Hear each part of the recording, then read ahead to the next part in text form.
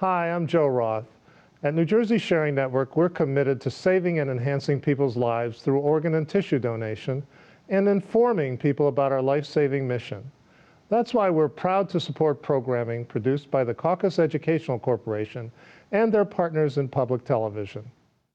Funding for this edition of Caucus New Jersey has been provided by New Jersey Council of County Colleges, the New Jersey Education Association, Oscar Health Insurance, New Jersey Sharing Network, dedicated to saving lives through organ and tissue donation, New Jersey Resources, ADP, a comprehensive provider of human resources technology and services, and by NJ Best, New Jersey's 529 College Savings Plan. Turn a dream into a degree. Promotional support provided by The Record, North Jersey's trusted source, and NorthJersey.com. And by New Jersey Monthly, the magazine of the Garden State, available at newsstands.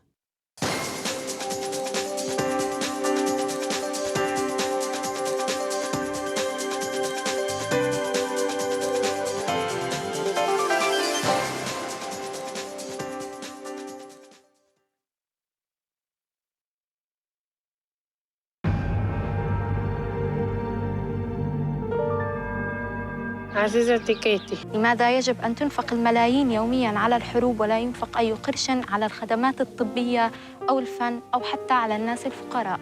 لماذا بعض الناس يتضورون ويموتون جوعاً وفي الوقت الذي يوجد فيه زيادة وفائض في مناطق أخرى من هذا العالم؟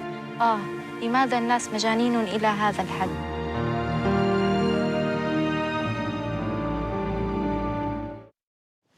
Powerful stuff, and the gentleman behind you you're about to meet on camera.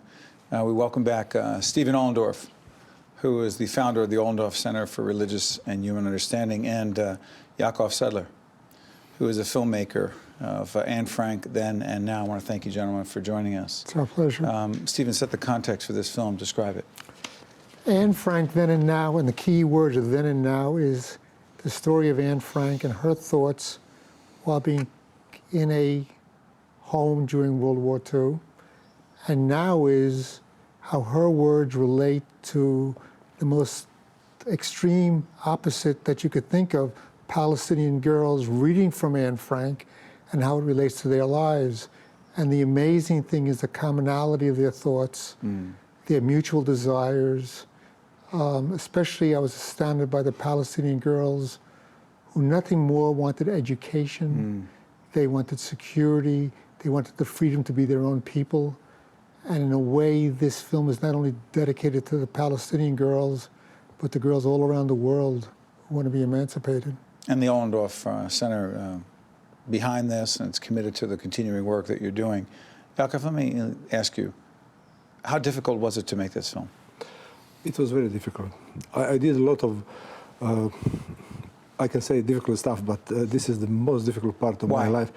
At first, because of locations, we filmed in Ramallah and in Gaza. During filming last day, war started in Gaza. And last shots, what we did, came immediately, in the meantime of bombarding of everything what's happened there.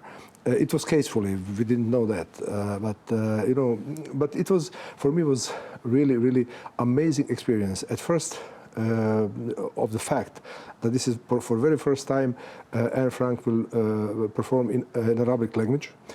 Secondly, for me was a great opportunity to film with Branko Lustig. Branko Lustig produced this film together with Mr. Ollendorff and me.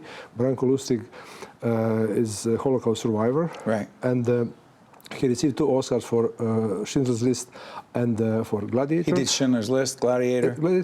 But what is important for this film, he testified that he was at the same time in Bergen-Belsen concentration camp together with Anne Frank.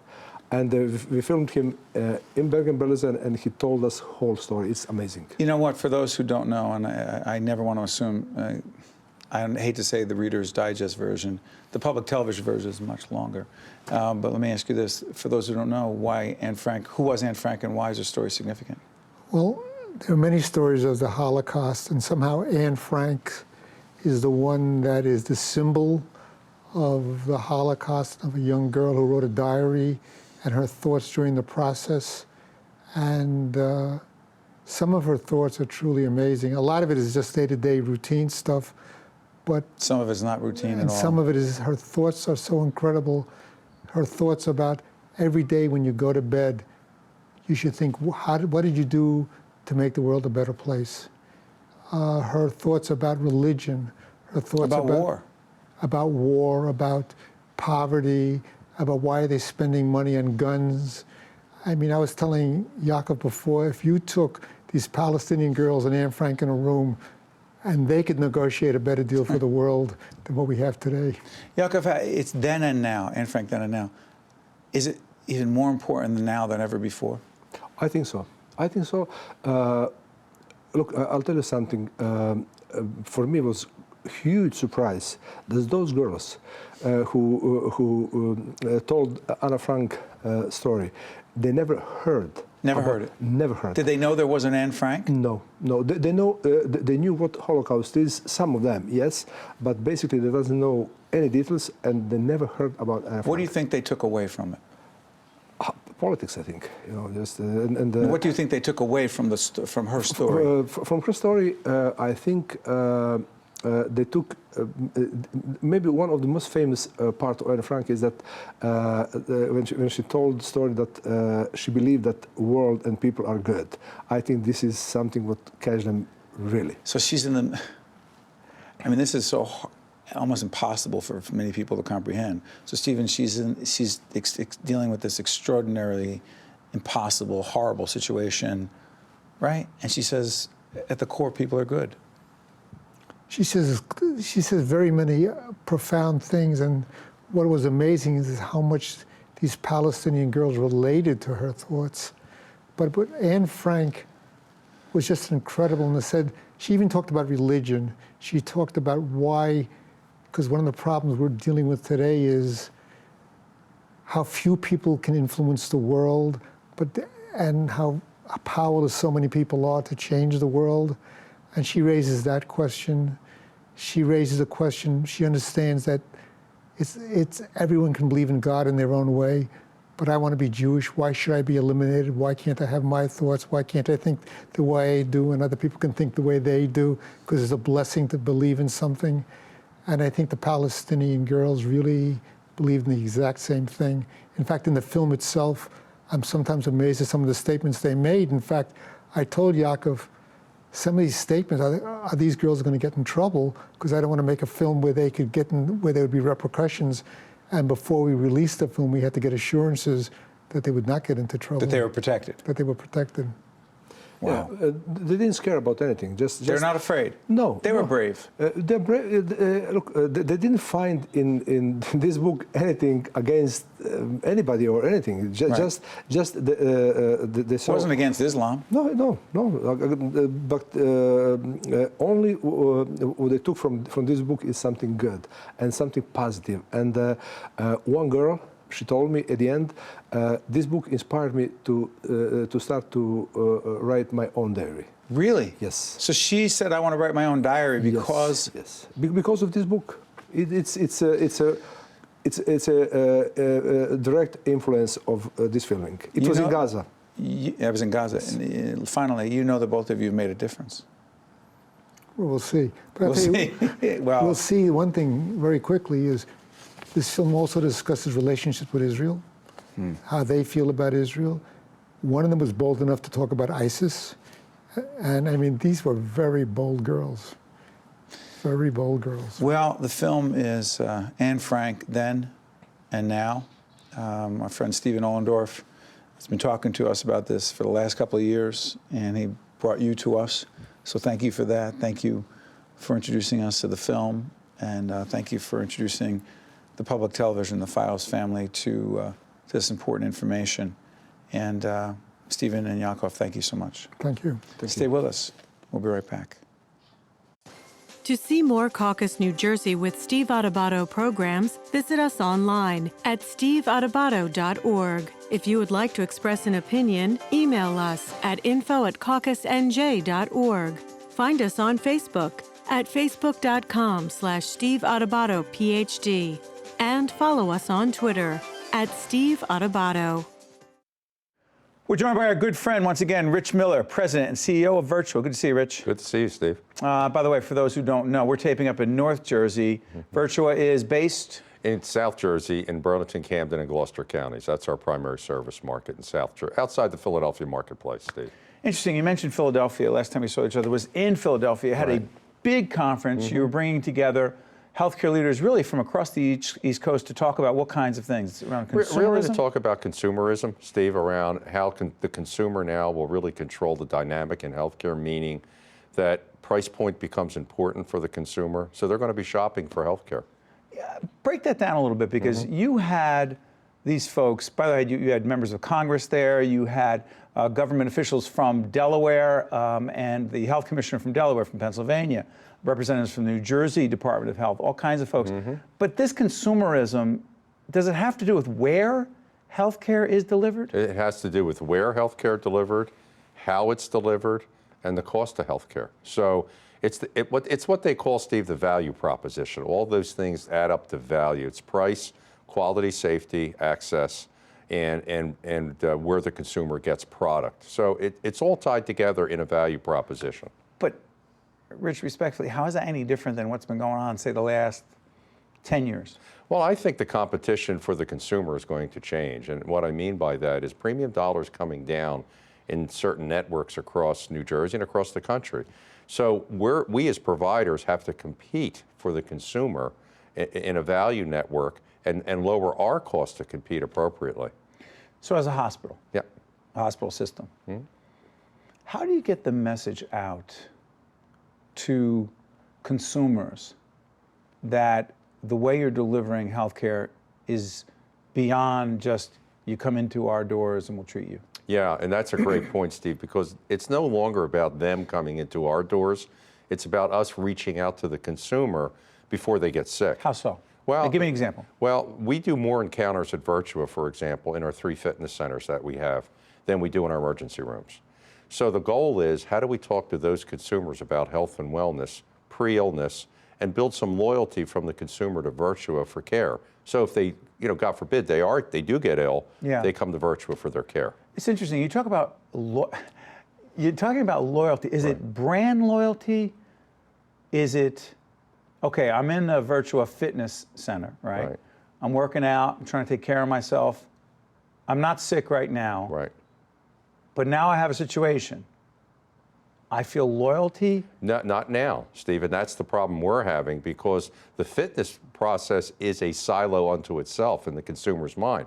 So they'll come into a Virtua fitness center, but they're not thinking, boy, if I need heart surgery or I need something else, they're not connecting the pieces to Virtua. They'll say, I'll go to Virtua for my fitness, but I may not be as loyal in other products and services on the sick care side. So our goal is to educate that well consumer about other things we do. But when I first heard, Rich, that you were moving into, excuse me, the fitness area, I was curious as to why this heavy push into health and wellness. Why? Because there's so much chronic disease out there. I mean, there's chronic, we're really talking about heavy doses of type 2 diabetes with children, with adults right now. Obesity is a major issue. We have high blood pressure. These are the chronic conditions that lead to other issues later on. I mean, there's people walking around, Steve, with diabetes that don't even know they have it right now. So our goal is to make sure we go into the community and say, let's work with you and let's see what's going on with you. If you are a bit obese, you may have a chronic condition you're not even aware of. Another term, excuse me, Rich, another term that gets used a lot. I mean, again, the healthcare field is riddled with jargon and acronyms. Right. Have you noticed? Yes, I have. I've been doing this for 40 years. There's a lot of acronyms I've gone through. Joanne, I tell him, our executive producer of programming, you told me, value networks. It doesn't roll off the tongue, so when I hear it, I forget it. Right. And so I needed Joanne to remind me, value networks are what? Well, they're networks that are priced to meet consumer needs. So the consumer, for example, right now, the cost of healthcare is through the roof. Right. So the 20, 30, 40% premium increases the consumer gets, they can't afford. Frankly, they just can't afford it. So now what insurers are doing is they're coming back to me and saying, I need a cut in premium dollar to make this affordable to the consumer. Because eventually, Steve, what's going to happen is the consumer will buy their own insurance product. Even some point, Someday, companies are going to say to their consumer, this is my opinion, they're going to say to their employees, here's a voucher, $4,000, go out and buy your product on the exchange. How would the consumer do that, Rich? They would have to go to a private or public exchange, look up insurance products, and decide what's best for them. But respectfully, how would the consumer have the information, the knowledge, the wherewithal to make that call? It's up to us to educate the consumer about the networks, what physicians are in the networks, what hospitals are in the networks, you know, or is their doctor in the network? So we'd have to do a lot of education around, you know, what's in these value networks. So the consumer is not surprised when they come for health care and then they say, oh, I didn't know my doctor wasn't in this, right? I didn't know that the Virtua wasn't in this network. Education is going to be important, and Virtua is going to do that. We're going to have to do that for our consumer. When you see, I mean, Virtua has a game plan. Virtua is doing what it's doing. Virtua has been a big supporter of public broadcasting for a long time. We're very aware of who you are and what you do. But there are other folks who we've dealt with who are merging with other folks, right, in the healthcare field, in the hospital field. When you see the mergers going on around you of pretty big systems,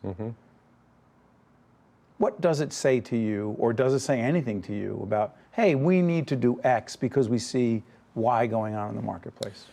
When I look at big mergers, Steve, and I see mergers that are outside local marketplaces, like across the state, for example, I don't see the value, frankly. And why I don't see the value is you can't change the delivery model dynamic in that type of model. In other words, physicians that practice at Virtua in Burlington County and physicians that practice in Bergen County, you're not going to affect change across the state with these physicians, both in product selection and how they deliver care, because they're too far away.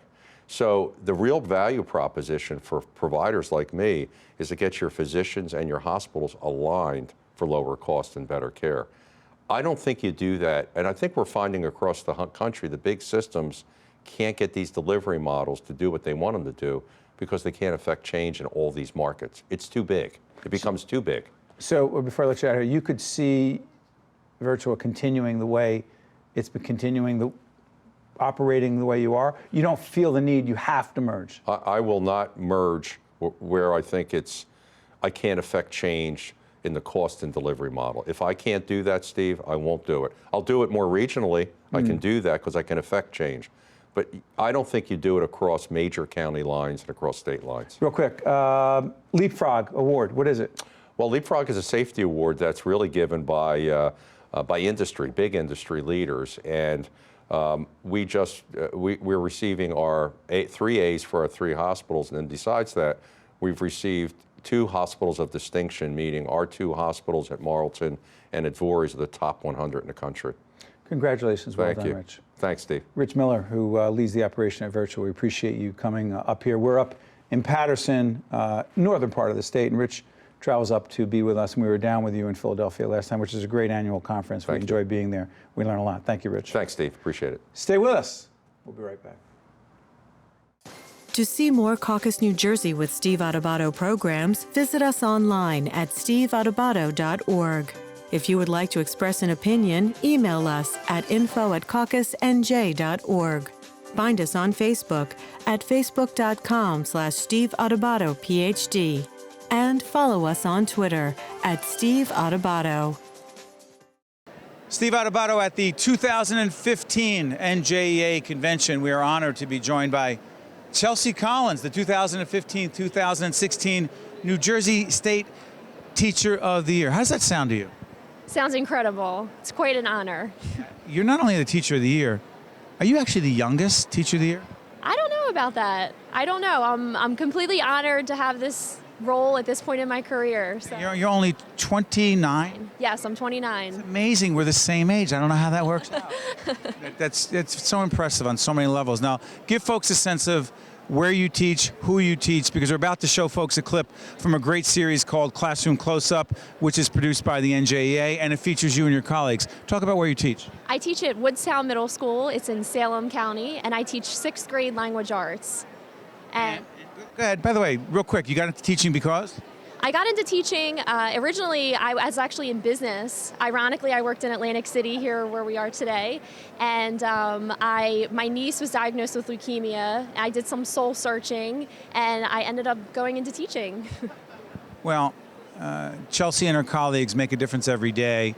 That is why Classroom Close-Up was created by our friends at the NJEA to tell stories, powerful stories on public television about teachers making a difference every day. This is Classroom Close-Up.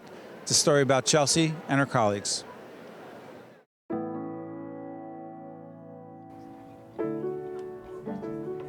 I just wanted to start with a couple book talks. I think a couple people had signed up. We're going to start with our Harry Potter book talk. So Molly had signed up to do Harry Potter. People who would like it are like people who enjoy adventure and some short mystery, and like it's really a chain of events, so it'll keep you reading. The recipe for reading, I would say, is high interest books in students' hands, discussing books on a daily basis, especially those high interest books, and getting students to think deeply about the books, but also building them up and getting them excited. This isn't another task for them to do. This is something that's going to, be beneficial to them now and in their future. So I think reading is like a springboard for like writing and like informational stuff and like PowerPoints and projects. So that's why I really love reading, because you can do so much with it. Hi everyone, can you hear me okay? Yes, we can. So we have a combination of 8th graders in here. Some of them have read your work already. Some of them are excited to read your work. And all of them here, though, are even more excited for your next series that's coming out. We make authors like rock stars in our classroom and really try to build that buzz around reading so that they're excited to do it. A lot of times people are in our classes and they're surprised that I'll say get on the blog and whoosh, out comes the cell phones and they're on our blog and they just do it right in class with their cell phones. That's the way of the world today. I get authored tweets on my phone and emails, and I check blogs on my phone as well, so let's show students that that's a great way to fall in love with reading and stories and things like that. And you can be blogging about your independent reading book once you submit your comment. You look at the different kind of authors' works and you're like, wow, that's pretty cool. And the writing we do in our language arts is topics that are interesting, that you get to like make up your own story, and that gets everybody excited. As an educator, every day we wake up and we want to influence students' lives. And the reality of it is some things they're going to leave remembering and some things they're not. But if we can leave and have a child love reading and just have this intrinsic motivation to pick up a book, then we can sleep at night knowing that, we've really touched a child and that they are going to be continuing to learn not only inside of school but outside of school as well. Thank you so much for everything. You have a huge fan club here. Thank you guys so much. It's so much fun. You have no idea.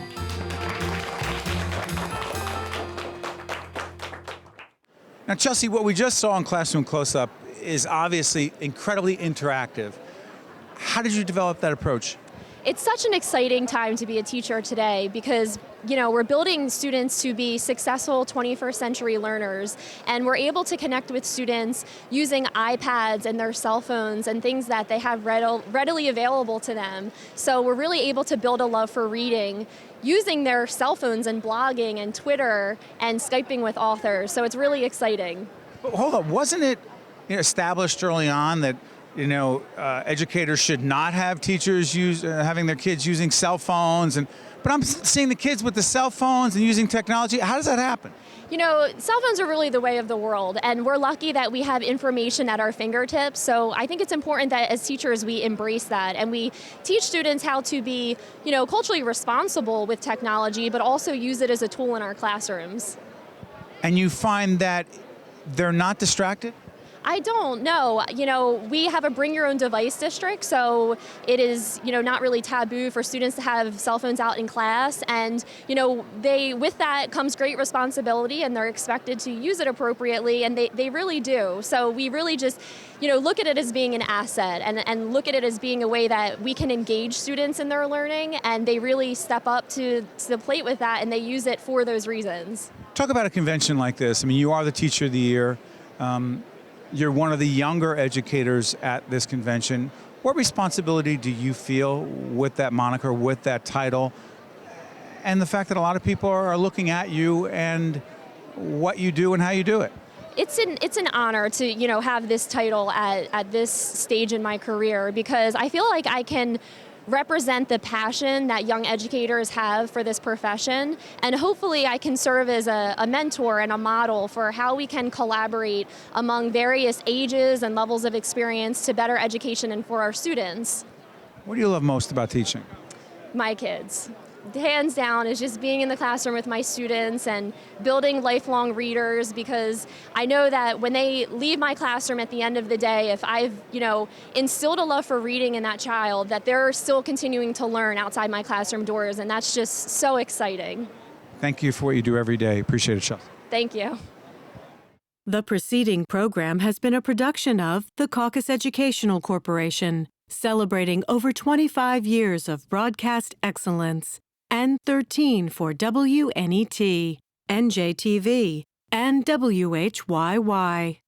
Funding for this edition of Caucus New Jersey has been provided by New Jersey Council of County Colleges, the New Jersey Education Association, Oscar Health Insurance, New Jersey Sharing Network, New Jersey Resources, ADP, and by NJ Best. Transportation provided by Airbrook Limousine, serving the metropolitan New York, New Jersey area. Caucus New Jersey has been produced in partnership with TriStar Studios. Hi, I'm Dr. Vivek Garg, Medical Director at Oscar Health. Due to busy schedules and costs, patients often skip their routine checkups and recommended care. Those missed opportunities can result in future health issues that could have easily been prevented. Under the Affordable Care Act, everyone with insurance is entitled to coverage for vaccinations, cancer screenings, generic drugs, and other essential services. Be sure that you're getting the most out of your health coverage.